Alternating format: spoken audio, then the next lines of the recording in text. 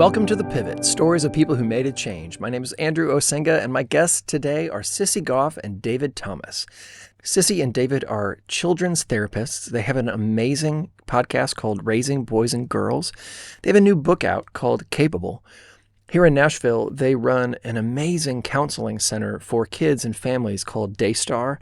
So many families in our community have been helped deeply by them. That organization, Daystar, runs a small camp that has been really foundational for my own children. So I'm very thankful for the work that Sissy and David do. And because of that camp, my daughters have actually spent a whole lot of time with Sissy, and I haven't. So it was really fun getting to do this interview. This was, to be honest, one of my favorite interviews I've ever done for this podcast in, 125 episodes. I've thought about this probably every day since I had this conversation. This idea of capability is fundamental, I think, to living in this world. We're going to get right to it, but one thing I want to note is that the software that I use for my podcast had a glitch at about 45 minutes in. You might hear, if you're listening to it, a little bit of audio change. If you're watching, you're going to notice that the format of the video changes because it switches to the backup. Thankfully, we didn't lose any of the conversation. It's just going to look and sound a little different. Okay, enough from me. Let's get right to this incredible conversation with Sissy Goff and David Thomas. David, Sissy, thank you guys so much for making time today. And I'd love to start by just hearing, how did you guys get into this work? How long have you guys been even working together?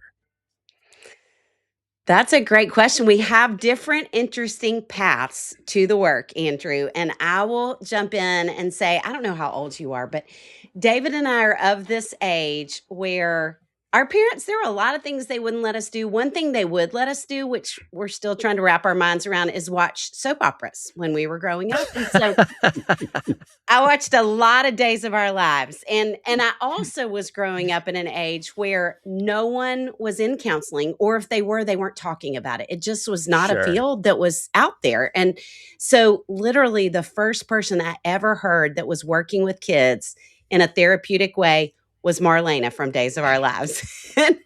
You're kidding. Well, that sounds so cool. I'm not kidding. And, you know, all the things and all the paths that God takes us on. And here I end up doing what Marlena did, although I didn't get possessed and replaced by different people, thankfully, along the way. But that was my first introduction. And I have been doing the work now for 33 years. I'm so grateful. And David and I met through music, actually, which is really funny. And I was writing for CCM magazine as a side job while I was trying to make money in grad school. No way. I interviewed the artist that he was road managing for. Who was that? What a I have path. to know. So, as Sissy mentioned, we suspect we're a bit older than you, Andrew. This is way back in the day. No.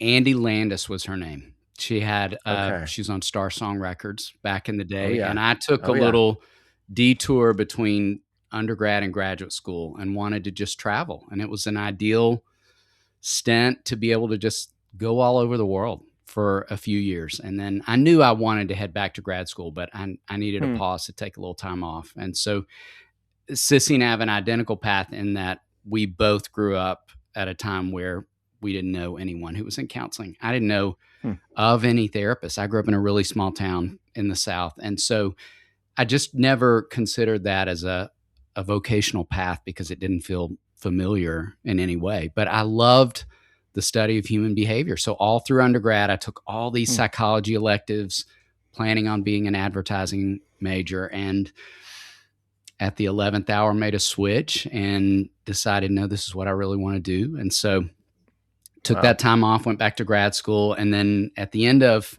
my grad school experience, Sissy and I had known each other, she said, and I said, hey, can I take you to lunch? And I just want to ask you some questions more about the field. And also because I've heard all these great things about Daystar. And she was so gracious and answered all my questions and said, I'm sorry, we're not hiring.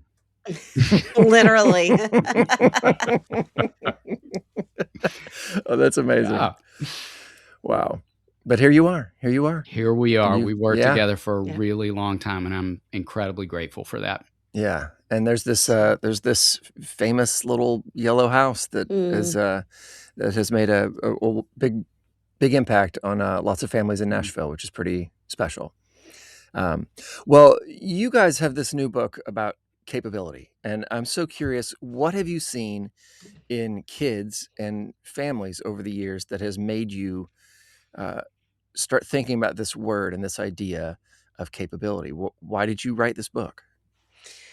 It's such a great question. And as therapists who are still doing therapy, so many Hmm. people start to write or podcast or whatever, and they kind of stop in that lane. And we really are so grateful to get to still be sitting with kids and families. And so whenever we're writing or doing any of the things, it's out of our biggest concern based on what we're Yeah. hearing. And we all know there was this concerning rise in mental health issues among kids. Yeah. It's now considered an epidemic in our world. Anxiety, depression, so many things. The stats have just been going up and up and up. And out of that, we have watched really in the last 3 years this drop in capability. Kids who don't feel like they're ready to make a new friend, kids who don't feel like they can try out for a sport if they're not perfect at it already, kids who Hmm. we are seeing more kids than ever before who don't feel ready to get a driver's license, and parents that feel really caught in terms of how much do I push? What do I do? And so it feels like the mental health issues among kids and then this other thing that's followed suit have created, we've really been talking about a crisis of capability among kids, and we just finally were like, what can we do to right the ship? We've got to do something, because so much of counseling, I hope, is really helpful retroactively. But it's Hmm. like, what can we do before the problems are there? What can we do to shore up kids in this way where they're sturdier and more resilient to face the challenges that we know life inevitably brings? Yeah. Well, I mean, that feels like a really strong word, resilience. Yeah. Yes. What so I mean, you feel like you've diagnosed this problem. So what do you feel are some of the antidotes? Like what have you seen that has been working for kids and for families?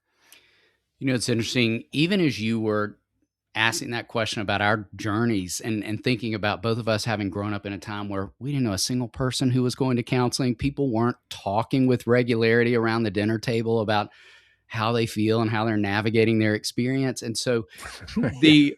the assumption would be the fact that we've swung in a very different direction where, this is an incredible time in history in terms of we've got access to a lot of information. We're thinking about youth mental health in ways we just didn't in the past. And so the assumption would be, okay, if that's the case, then this generation of kids must be the healthiest, most well-adjusted group of folks because they've had this incredible support and we've had all this information, Mm. but it has to go beyond the information. And that's a lot of what we've been seeing and what we talk about in the book of it's one thing to understand how to name our feelings. It's a whole nother category to be able to navigate those. And Yeah. our concern is maybe we've covered half the equation, but not the full equation. Like we need to go beyond that. And so it's great if we have understanding, but it's not so great if we aren't offering a lot of help and hope to the kids we love so that we're moving forward and building this resilience and capability into the kids. And so that's where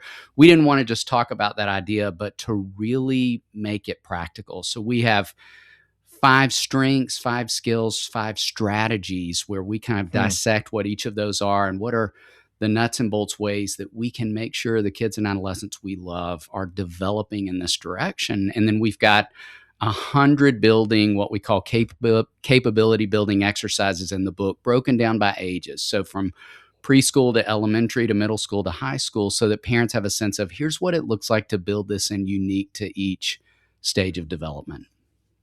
Wow. Would you give us a picture of what are just a couple of those for maybe a couple different ages? Give us a sense of what those might be.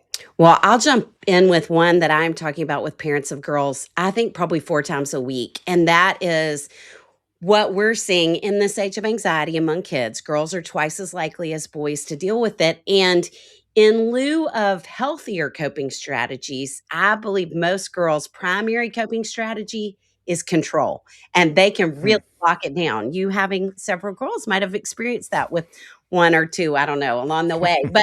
But that is what I'm talking to so many parents about, these huge meltdowns when things aren't going the way they thought they would, when plans change at the last minute, when they don't get the birthday gift they thought they were going to get. Basically, what they pictured is not happening. And so they get really angry and melt down. And so one of the primary strengths that we talk about in the book is flexibility, because flexibility, I mean, before we got on, I had somebody installing something at my house that was supposed to be here at 8 a.m. He got here at 10:15. He, as happens in our field, started telling me about his divorce and his blended family and how he tried to meet his father literally. And the time, it's 5 minutes before I'm supposed to get on with you, and I'm sweating. The flexibility that is required for all of us. I mean, you two, I don't know what your morning's been like, but all of us, it's every day. And kids today are not learning this really important skill. And so we're talking about some practical ways from early on to start to build flexibility, to name it flexibility, even to incentivize it, because I think often we think, oh, there's this really important skill, and if I explain it, they'll decide they want to build this on their own, which kids are not necessarily internally motivated to do good, healthy coping strategies yet. And so we've got to build in some things to say, hey, every time I see you start to feel worried or frustrated, and I watch you take 3 deep breaths, you get a brave bead. I'll do brave beads with girls. David does calming coins a lot with boys. And then they get to trade them in for different things along the way. But that way we're kind of getting them more bought into this process of building something they're going to need to navigate middle school and high school and all the things, again, that are headed their way that life's going to bring. I've been thinking about this. When I meet someone who I feel really drawn to, someone who just strikes me as a person of deep substance, I'm often, almost always, I realize that their story carries with it a lot of adversity, often deep suffering.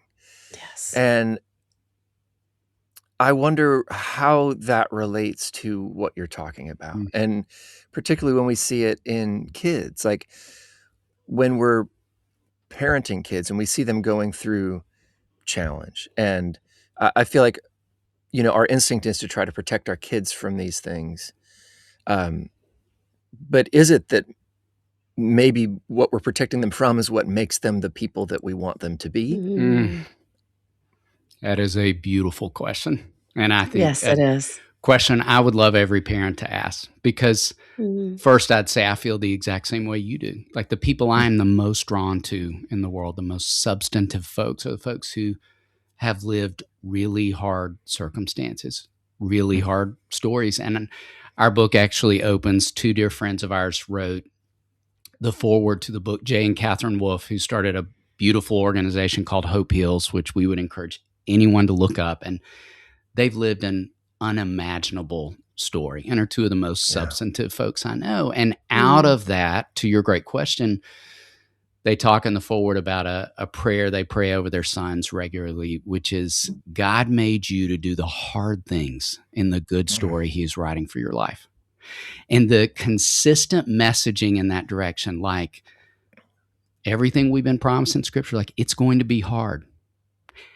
And God is with you, and he's equipped you with what you need. Like both those realities are true, and you have everything you need. And so I love the way you're asking that question that invites us back to that reality that's not just true for us, but will be true for the kids we love. And so if that's true, how could we live in response to that?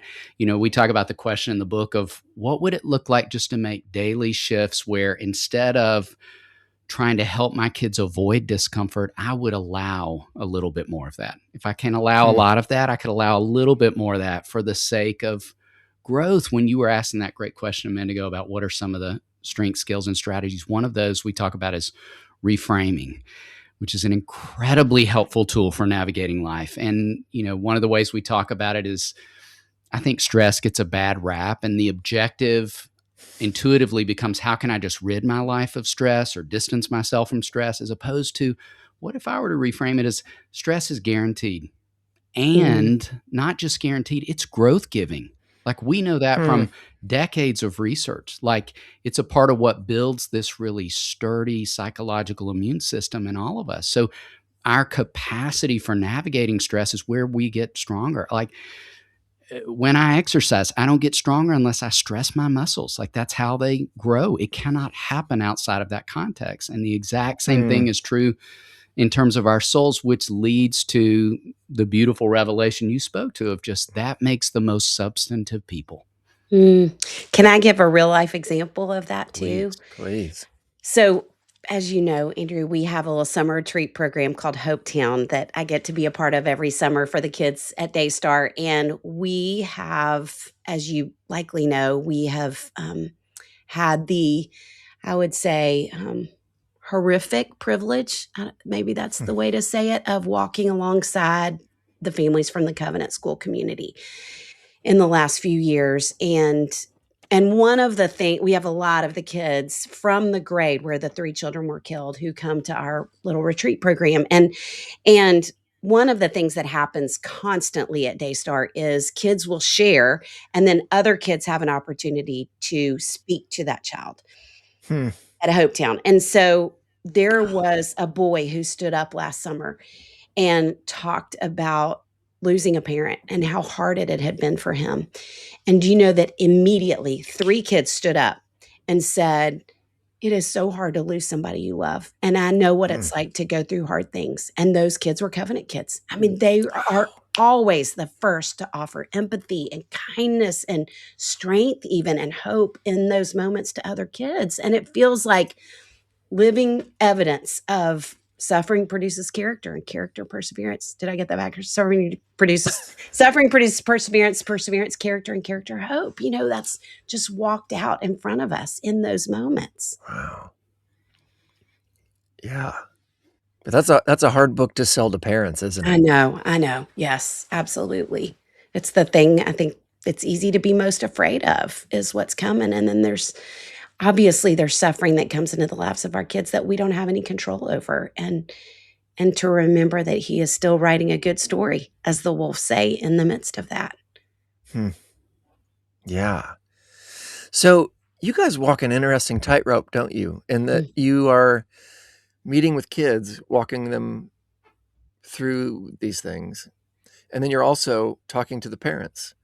And those are parallel conversations, but they're not the same conversations. How do you guys, how do you navigate that? It's a great question. It is Carefully. a great question. Yeah. Carefully, messily. Yeah. You know what I think is incredible within that, though, is finding our way, figuring out how to find our way to the common ground of first knowing that the more connected kids are with their parents, the more healthy adults they grow into. We have ridiculous amounts of research to confirm that. And so helping kids and parents feel more connected and find their way to each other, even when differences exist or repair needs to happen, feels so important, because it's a part of that objective. And finding the common desires within that too, which are always there. I think harder to find for some families, easier with others. That, you know, even to everything Sissy was just saying about how many girls gravitate toward control, I'm gonna, with a lot of grace, pick on moms listening right now to just say, I don't think that stops at your 18th birthday. And I think I'll say it doesn't. I will agree for the women listening. Yes. And so I think a lot of moms can find their way, dads can too, in that trap. And that control that, again, I think comes from a healthy place. Like, I want my kids to be safe in the world. I don't want them to struggle. All the things we're talking about can interfere with kids who have a developmental desire to be independent and develop autonomy and have agency, all the things that we know are just these really important developmental milestones. And so, but if we can find ourselves at that intersection of course, helping parents remember, of course, he or she wants to be independent. And that's a good thing. We're worried about kids who aren't craving independence. They're not prepared to Yes. launch into the world. So what would it look like to give up a little of that control so that we don't interfere in that way? So kind of finding our way to those common ground intersections is a part of how I think we do that parallel work. There's a lot of parts and pieces, but that's one. And I think when we can help parents see that and kids see their version of your mom loves you so much, she just worries. And that's what Yes. parents do. That's kind Yeah. of built into who we are, but it comes from a real place of love. Yeah. That's beautiful. And it is nice to be older and to feel like I think in our 20s, it was probably easy for both of us to, number one, believe everything every child told us about anybody in their life. But number two, kind of jump on their team, sometimes as opposed to their parents.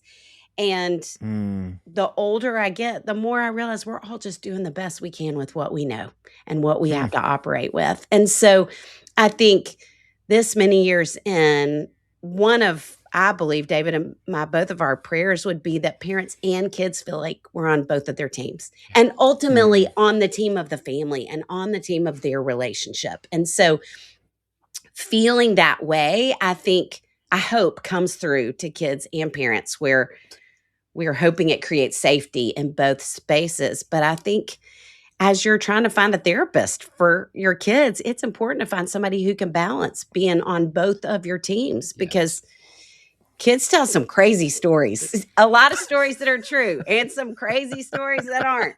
And so you need somebody who can see some of that. I bet you've heard some crazy stories. Oh, wow. Yeah. Oh, man. Yes. Yeah. Not for a podcast, but yeah.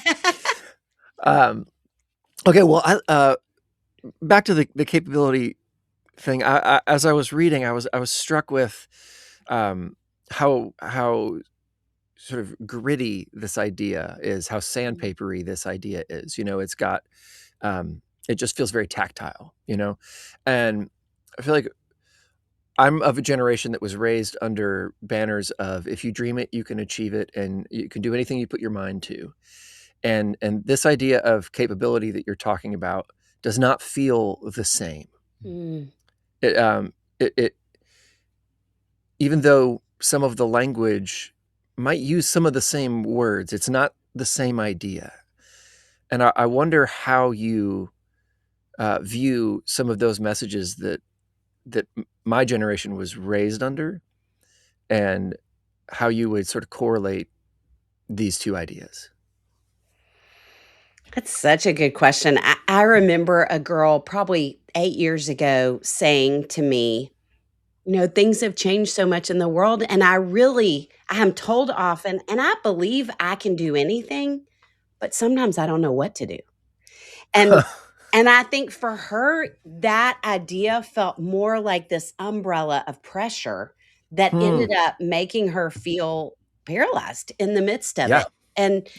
And so I think we are focusing so much on what's the next step? What's the next, a little bit of a challenging thing in front of you that you can do to gain some competence and to gain some confidence to help you know that you really are capable. And so we talk so much about kids learn that they're capable by experience. And so when I've done these hard things, I remember another girl saying to me, I saw her in August one summer at the end of the very end of the summer. And she said, "You're never going to believe what I did this summer." And I said, "No, tell me what." And she was pretty anxious. And she said, "I went off the high dive at the pool." And then she said, "If I did that, I can do anything." And so helping kids get some real life experiences under their belt so they do think, I'm capable of getting my driver's license. I'm capable of texting a new friend. Whatever the thing is that's in front of them that feels insurmountable, it's not so much because they've handled these hard things in the past. Yeah. So this idea, do you feel like it's an innate thing? This is like a thing that we're uncovering. We're having to shake the dirt off, pull the stones off, and we're saying we're revealing? Or is this something that we're building up? I love that. Such a good question. Sissy, you might feel different, but I would argue I think it's both. I think it's in the kids we love, to the wisdom of the words we shared from Jay and Catherine of God made you to do hard things. Like, I think he's put that in the kids we love. And I think to the later question you asked, unknowingly, without desiring to, we can get in the way of strengthening that with kids as parents if the highest priority is avoiding discomfort, theirs and ours. And so I think it is something we strengthen in kids, but I think it's innate. I think that's something so fun that we love messaging to kids. We wrote a workbook alongside this book called I Am Capable. And that's definitely a message we want kids to embody, of believing God made you that way. And what are the things I can do to continue to grow and strengthen that inside of me? And back to that comment about kids' discomfort and ours, we do want to challenge parents strongly in this book to be thinking first about, we talk a lot about healthy coping and helping kids develop healthy coping skills, but it really starts with making sure we've got ours intact, because I don't think any of us as parents can allow the kids we love to experience a lot of discomfort unless I learn to manage my own. And that's whether that's sleep training, toilet training, giving kids chores that they're throwing a fit about, whatever it is within the journey, homework habits, we are going to have to allow them to experience some discomfort. And I can do that better if I have intact ways of managing my own. You just given me the resolve to make my kid mow the yard this summer. I want you to know that.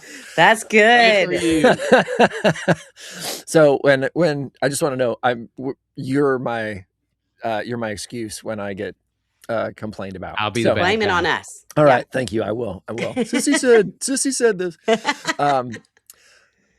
You talk. Well, it feels like what we're talking about here is about individual kids or kids and their families. I wonder how this relates to greater communities. What does this mean in the context of friendships and classes and romantic relationships when people get older? How does this work as we grow? That's a really great question, Andrew. You have some good ones. Thanks, guys. Yeah, absolutely. I guess my mind goes one place first, and David, yours might another direction. But I mean, I think as communities, one of the things that we're seeing happen, we're hearing from parents. I have a friend, for example, who said she didn't even know we were working on this book at the time, but she said, I'm trying to help my kids have more agency. And so we live a couple of blocks from school, and I picked them up the other day, and they said they wanted to walk home. And so probably 3 blocks away, I pulled the car over and I let them start walking, elementary school age kids. And she said, I videoed it. And she has a platform, and she posted on our platform, and people came after her. What? After her. And we are hearing more stories like that of, like, how could you let your kids walk a couple blocks? Absolutely. Yes. Why would you ever do that? That's unsafe. And oh my gosh, I did that every day for good. A decade. Yeah. Good. But we literally we heard another story last week. And got in a little trouble. That'd be a fun story to hear. But honestly, a little good trouble sometimes. A little good trouble. Yeah. Sorry, Yeah. Go ahead. Well, I just think parenting is so hard. And it is so important that we are encouraging each other, that we're cheering each other on. And I think this whole message it's been so fun when we've shared things about it on socials, because educators are some of the most responsive. I think they see this need so strongly. And so we really feel like, how can we create a community to come around kids and all together be giving them opportunities to build this capability, to experience the capability that's already inside of them, to both sides of that equation. And I think it's going to take all of us. So my hope is this is a community project, a community mission for those of us who love and are in the lives of kids. I would only add to that, I love what you said, Sissy. And I was thinking, Andrew, I'm so grateful you asked us that, because it excites me to think about that idea within the context of community and neighborhoods, and particularly at a moment in the world where there's just so much division. And Sissy and I talk in the book about the concerning trend, and there have been so many articles written about this, of just young adult kids divorcing their parents, Yes. family estrangement, like that's becoming a significant trend. And what does that mean? this idea that our relationship, our way of being with each other is so toxic. That's a word that I think gets so overused in our world, Yes. that I can't be in relationship with you. I need to draw a hard boundary around us spending time together. And, it's interesting to have done this work as long as Sissy and I have done it. If I were to think back over the hundreds and hundreds of families we've sat with over the years, where we've, seen evidence of generations, parents we've sat with who were talking about their journey of being parented and what their parents are like as grandparents in the life of their children and all those things. Like, I could probably count on one hand the number of families I've seen over 3 decades of work who needed to draw that kind of hard line around their family situation. Like, you never should talk to your father again. That kind of thing. Well, maybe even just temporarily, we need to put some significant pause around this relationship until, addiction work could be done, say, those sorts of things. But it's the exception to the rule, I would argue. And in some ways now it feels like we're acting like it's the norm at this point. Yes. And statistically, I just don't believe that's possible. But I think it's part of this idea. And I think what is within the great question you're asking, is it possible that we're more capable of repair than we recognize? And we've been called to the hard work of repair as people of faith. And so I love thinking about that in the context, not just of, extended family, but of neighbors, of communities, of churches. I just think, oh my goodness, we're just all capable of more. And we often talk about the, this definition of curiosity of, what if I could assume the best and be curious about the rest? Like, rather than assuming the worst about you, I'm going to start from a place of assuming good. And then I'll keep asking questions for the things that confuse me or are different than the way I think, or that I don't understand, but not assuming the worst, and not assuming the solution is we just can't be in relationship with each other. We can't talk. We can't agree, whatever it might be. And so I would argue we're capable of that as people. And secondarily, I'm grieved when I think about this trend for the kids who are watching. When I find myself often challenging parents to say, okay, as you're making that decision with your parents, keep in mind your children are sitting front row and watching. Can you imagine your own children making that decision about you at some point? Like, the only good option I can think of is we cut off relationship. And so it's where I think we're capable of a different kind of curiosity, of assuming the best, of something different than I think a lot of what's playing out in our world right now. Wow. That's profound, David. Yeah. What are you guys hopeful for as you're writing this book? What excites you? What gives you hope on the other end of this? Because you're looking at a lot of sad statistics, a lot of things that I'm sure are churning your stomach as you're, that are causing you to write this. At any point, did anything kind of get you going, you know what, this is kind of exciting. I'm hopeful here.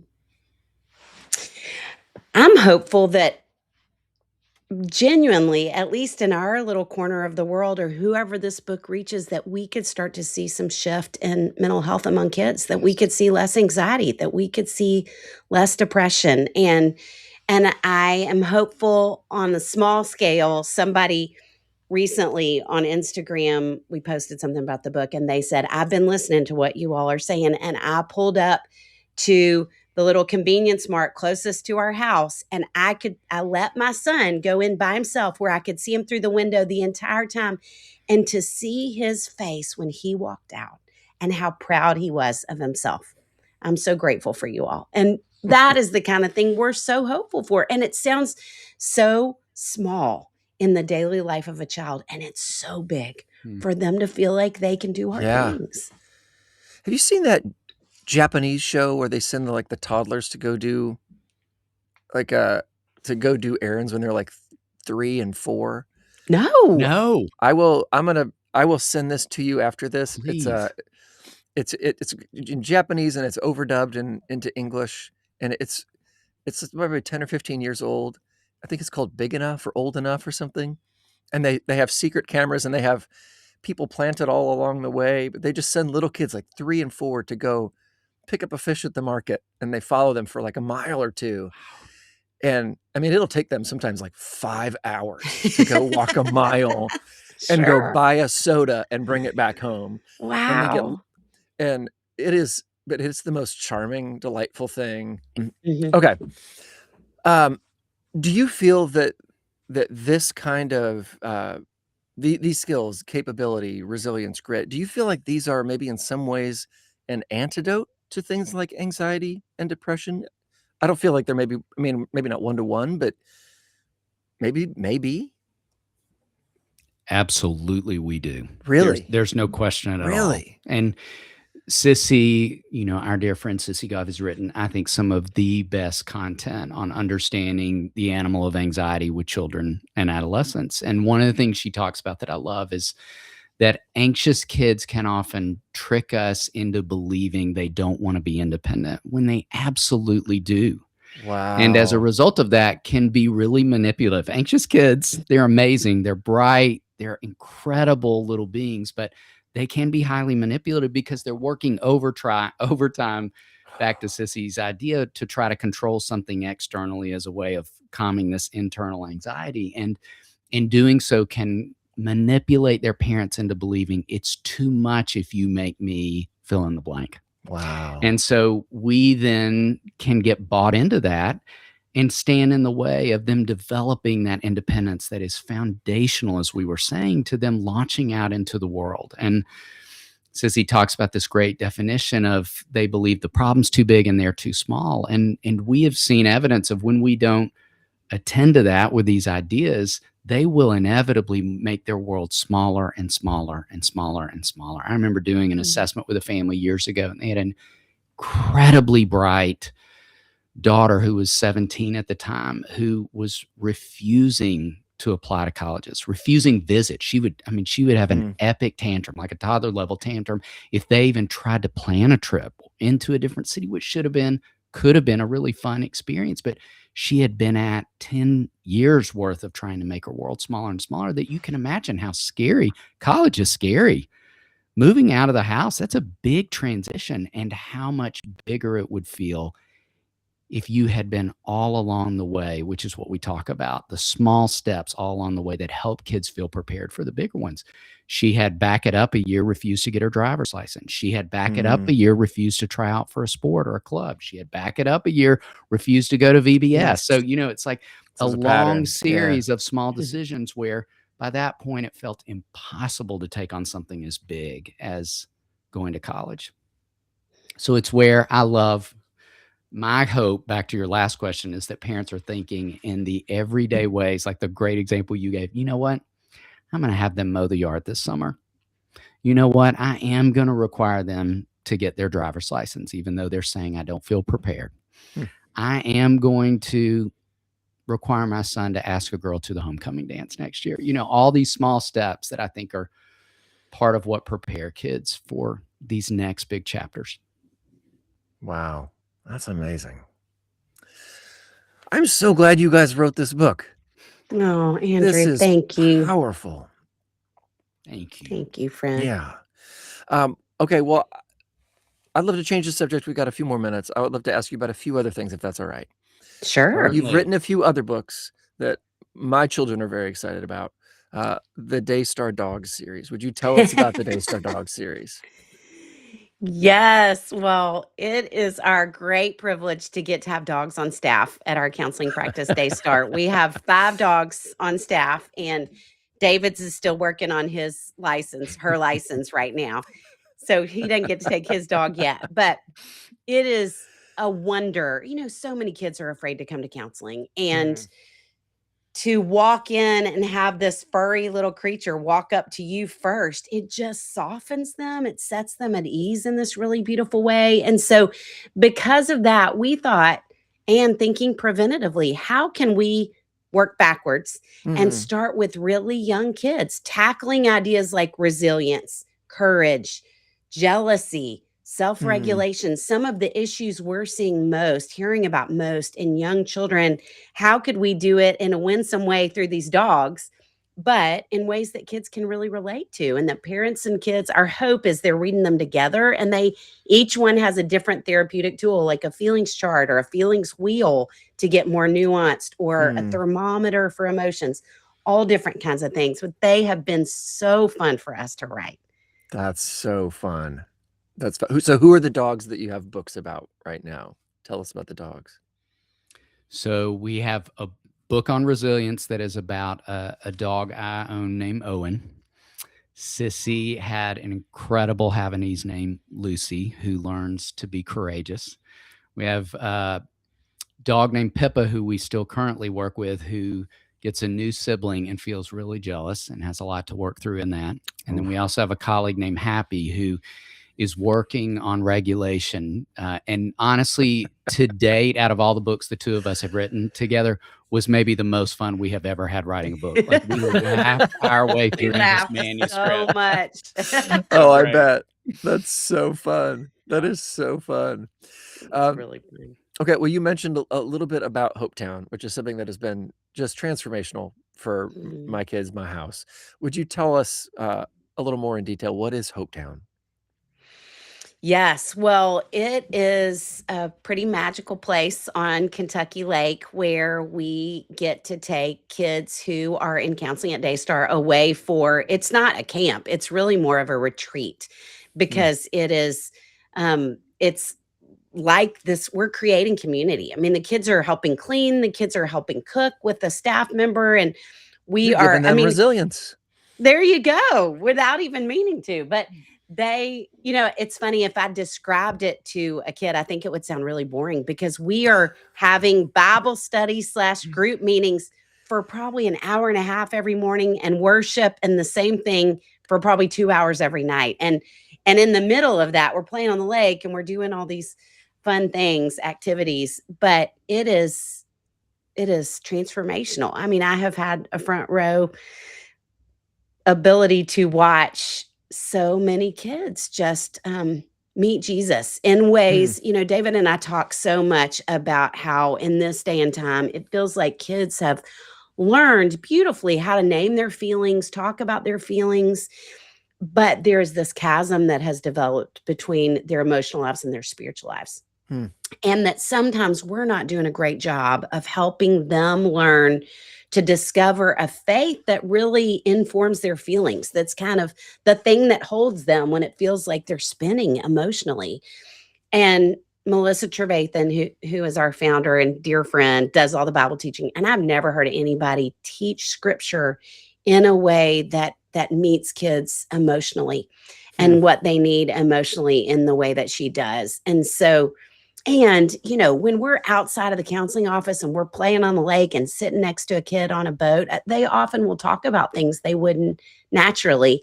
And they, as I mentioned before, experience what it's like to give back to somebody else in real time, because that's so woven into the fabric of this place. And I also need to say, as you're asking about it, I always feel guilty talking about it anywhere publicly, because, we only take 25 to 35 kids per session. And we are now at a place where we have as many on the wait list as we do who are enrolled.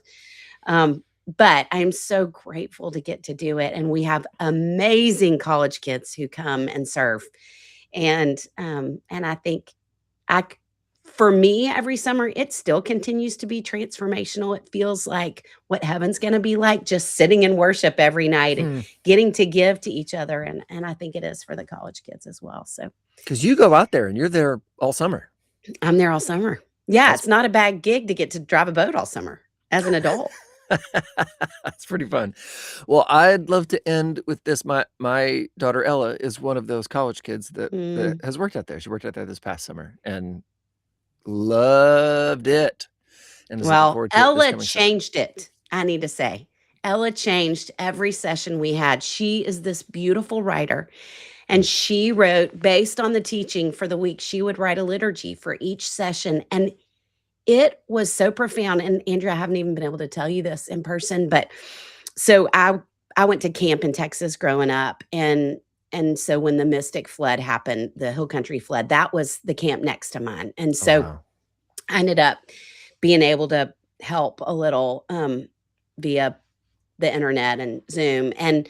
And right after that, I was going to speak somewhere and talking about anxiety and wanting to give some hope. And it felt really hard to be able to do that in the midst of us all still feeling like we are in the throes of this tragedy. And and the last section of any time I talk on anxiety, I talk about hope. And the thing I wanted to take most with me was something Ella had written that was beautiful, that felt like it was the most poignant, hopeful example of what it looks like to live in both places, the sorrow and the hope that we know we have in our faith. And so, in front of all these people, I got her permission and I read one of her liturgies. So I'm so grateful for that amazing daughter, all your daughters, but she's the one I probably have spent the most day-to-day time with. Oh, well, that's incredible. Thank you for that. Sheesh. Okay. Well, I told her that I was talking to you, and she was very excited. And I said, if you want, give me a question for my interview, and I will ask a question. So she gave me a question, and I'm going to end with her question to you guys. So her question to you was, what is something that you guys really love about this stage of your life or career that your younger self would not have noticed or appreciated as much as you're able to right now? I love that question. Me too. That you have raised a daughter who could ask a question like that. Yeah. Says so much. I'm just Amen. going to sit in that for a minute. Amen. I don't Yes. know how, by the way. Yeah, you talk about, yeah, we just uncovered that. She just was that. Yeah. Yeah. I can jump in and I will, I think Ella her honesty and her courage and who she is would require me to have the same. And David and I, by the way, as therapists, we don't talk about ourselves much at all. We don't really like to. We would way rather talk about capability in kids. And I would say, my life looks really different than I would have imagined it to be growing up in Little Rock, Arkansas. And I always assumed I would be married and get to be a mom, and I am not either of those things. I get to help mother a lot of children, and I get to raise two little fellas that are, I think, the greatest ever, that are my nephews. And at the same time, it is, besides those boys, it is my greatest joy that just feels like it continues to grow all the time, that I'm getting to help people in ways that shock me. I mean, I had to be sent home the first time I gave a speech in 5th grade because my face turned so red I registered a fever. Literally. And Oh my gosh. so if you would have told me that I would have been put in some of the places that David and I have gotten to go and help in the ways that we have gotten to help, I would have said, I can't, I won't. And I won't be able to do that because I'm going to be home raising my kids in Little Rock, Arkansas. And I just, in everything, there is great sorrow and great joy. And I am astounded at what God has done and his goodness and faithfulness in ways I wouldn't have imagined. And I wouldn't trade any of it. I just am deeply grateful. Wow. That's hard to follow. No. I would say, it's interesting for you to have just said that, Sissy. I think it even kind of circles back to where we started our conversation about the substance that exists out of struggle. And I think, I would be saying to my younger self, like, you will know it to be true that, to everything Sissy just said, sorrow will give way to great joy and great empathy and great compassion.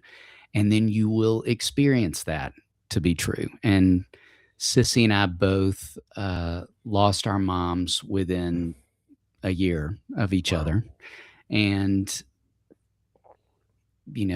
my mom was just one of the great loves of my life and one of the most delightful humans I've known, and was just an overwhelming loss. That was one of the more transformative experiences I've had. Like if I find my way back to some of the bigger shifts, the bigger good shifts that I would argue have happened over the course of my life, I could connect back to that. I think it's that thing we all know, that if you allow grief, and we have to allow it, if we allow grief to be a great teacher, it can be transformative. And it, brought into perspective a lot of things that I don't think I could have arrived at in the same way outside of the impact of that loss. And so I would have known that to be true in my 20s, but I experienced that to be true differently in my 40s. And so I think it would just be this reality of, you will experience some really,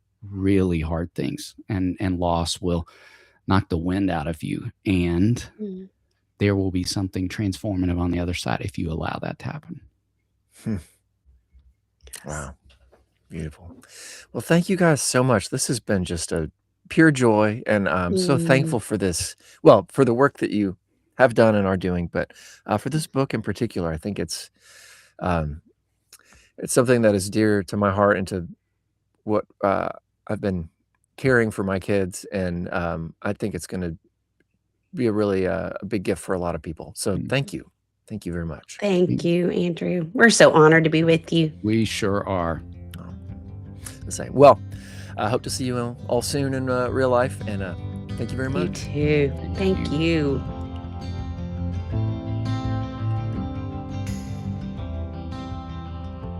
Oh, that was so good. Their new book, Capable, is out now.